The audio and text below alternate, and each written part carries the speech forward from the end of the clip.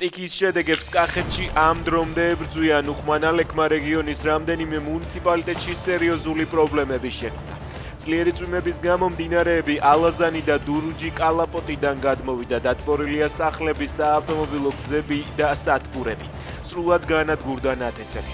ადგილობრივების ცნობით დაიხოცათ შინაური ფრინველებიც. ყვარლის მუნიციპალიტეტში ადიდებულმა მდინარე დურუჯმა ინფრასტრუქტურა და სასოფლო-სამეურნეო სავარგულები სრულად წყლით დაფარა.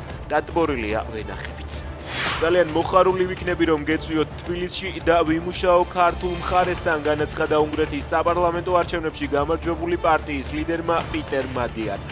მისი განცხადებით, უნგრეთი არ ჩაერევა სხვა სახელმწიფოების შიდა საქმეებში და არ მოახდენს გავლენას საქართველოს არჩევნებზე.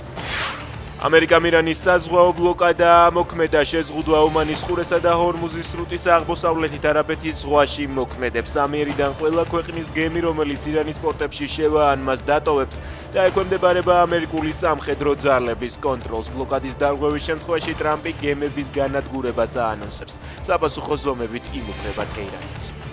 რუსეთში ვოლგოდის ოლქის ქალაქ ჩერეპოვეთში უკრაინულმა დრონებმა ქიმიურ ქარხანას დაარტყეს. კადრების მიხედვით ჩავიკვამლი ამიაკის 2 საამქროს ტერიტორიაზე შეინიშნება. ამ საამქროების ჯამური სიმძლავრე წელიწადში 900,000 ტონას შეადგენს.